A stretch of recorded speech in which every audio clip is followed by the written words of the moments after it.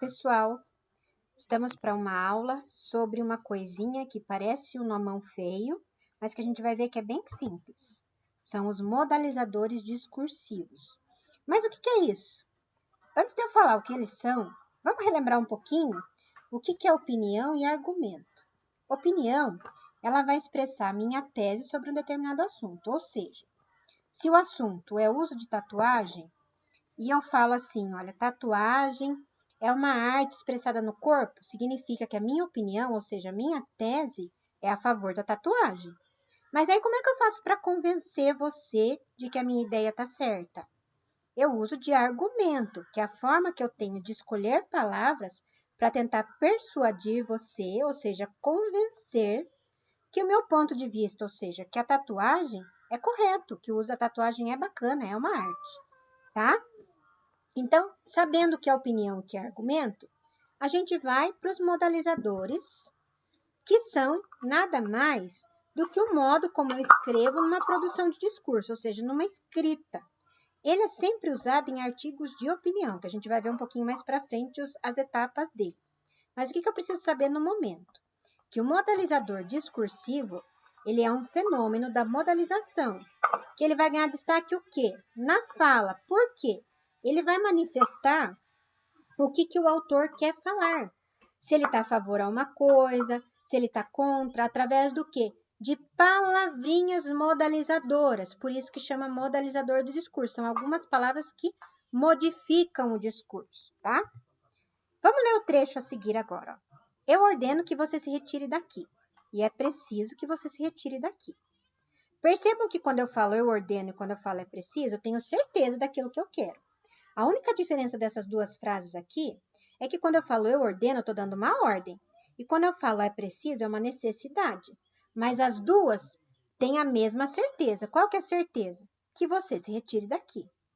Quando eu uso palavras como essas destacadas aqui, que indicam certeza dentro do texto, que exprimem afirmações que eu tenho certeza do que eu estou falando, que não há dúvida, eu vou estar utilizando dentro do meu discurso uma marca asseverativa no texto. O que significa marca asseverativa? É quando eu tenho certeza daquilo que eu estou falando. Mas agora vamos ver essa outra aqui. Ó. Antes a gente ver o outro, né? Vamos olhar aqui e a gente vê o que é marca asseverativa. Ela vai indicar certeza no discurso, elas podem ser afirmativas, eu posso dar uma certeza colocando advérbios que indicam afirmações, por exemplo, evidentemente, evidente, certamente, claro, sem dúvida, lógico. Ou eu posso afirmar uma coisa também de forma que eu utilize advérbios negativos, por exemplo, de jeito nenhum. Isso pode acontecer de forma alguma, jamais, nada, ou a própria palavra não. Mas quando eu vejo essas duas frases aqui, ó, é possível que Maria tenha feito a prova e provavelmente será preciso estudar, eu vejo que aqui mudou alguma coisa. Eu estou tendo certeza quando eu falo é possível que Maria tenha feito a prova? Não. Eu tenho uma probabilidade. Eu acredito que ela tenha feito a prova, mas eu não tenho certeza. E quando eu falo provavelmente será preciso estudar, a minha percepção da realidade é que eu preciso estudar. Então eu vou falar para você, provavelmente será preciso estudar para aquela prova, por exemplo. Mas de repente você acha, não precisa estudar, eu já sei. Então, são percepções da realidade que eu tenho que podem ser mudadas. E elas surgem como dúvidas.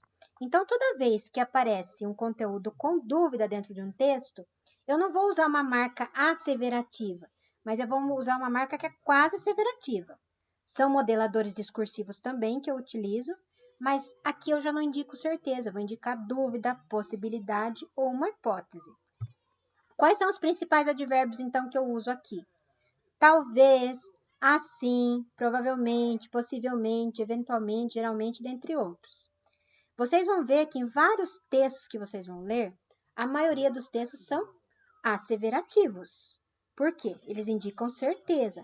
Mas existem textos que são jogos de palavras que tanto trabalham com asseverativas, com certezas, ou com quase asseverativas, dúvidas. Ou seja, uma pessoa tem certeza de uma coisa, mas tem dúvida em outras. Então, para isso, a gente vai fazer uma atividade bem simples. Vocês vão reler o texto Suicídio Digital. Desculpem o falar aqui, que o meu filho está contando junto com o Pocoyo.